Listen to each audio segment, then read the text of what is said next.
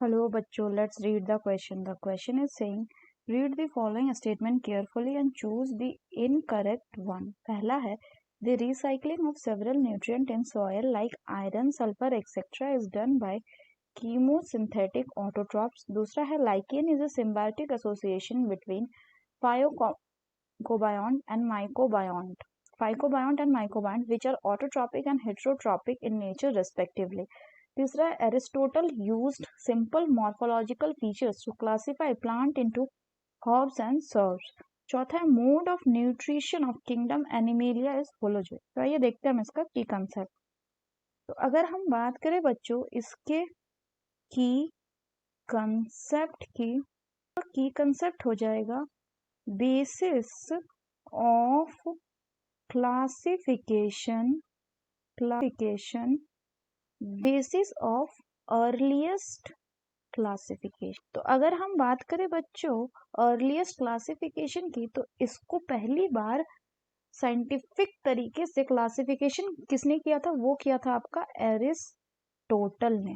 इन्होंने क्लासिफिकेशन किया था on the basis of morphological characters. इस बेसिस पे इन्होंने प्लांट को 3 हिस्सों में डिवाइड किया था. एक ट्रीज, फिर शर्ब्स एंड हर्ब्स, और एनिमल्स को इन्होंने 2 हिस्सों में डिवाइड किया था. ऐसे एनिमल्स जिनमें रेड ब्लड जो होता है वो क्या होता है? वो प्रेजेंट होता है. Red blood is present and red blood absent. तो ये था अर्लीस्ट क्लासिफिकेशन का बेसिस, मॉर्फोलॉजिकल कैरेक्टर. इसके बाद लीनियस आए, उन्होंने क्या दिया? 2 किंगडम क्लासिफिकेशन दिया, जिसमें उन्होंने प्लांटिया एंड एनिमेलिया को डिवाइड किया. तो अगर हम क्वेश्चन की अब बात करें बच्चों, पहला बोला recycling of the several nutrient. इसको कौन करता है? कीमोसिंथेटिक ऑटोट्रॉफ करता है. तो कीमोसिंथेटिक ऑटोट्रॉफ वो हैं जो खुद का फूड खुद तो बनाते हैं, लेकिन by the use of certain type of chemicals. तो ये स्टेटमेंट कैसा है? बिल्कुल सही है, बिकॉज ये रिसाइकलिंग ऑफ सेवरल न्यूट्रिएंट में भी हेल्प करते हैं. दूसरी बात बोल रहे हैं किसके बारे में बच्चों? दूसरी बात बोला जा रहा है लाइकेन के बारे में. तो अगर हम बात करें लाइकेन की, तो लाइकेन होता है एक सिम्बायोटिक एसोसिएशन किसके किसके बीच में? Between algae and fungi. तो इसमें क्वेश्चन में जो बोल रहा है फाइकोबायोंट मतलब क्या हो गया बच्चों? फाइकोबायोंट मतलब हो गया एल्गल कंपोनेंट, यानी ये एल्गे हो गया. और माइकोबायोंट मतलब हो गया इसका फंगल कंपोनेंट, ये हो गया फंगी.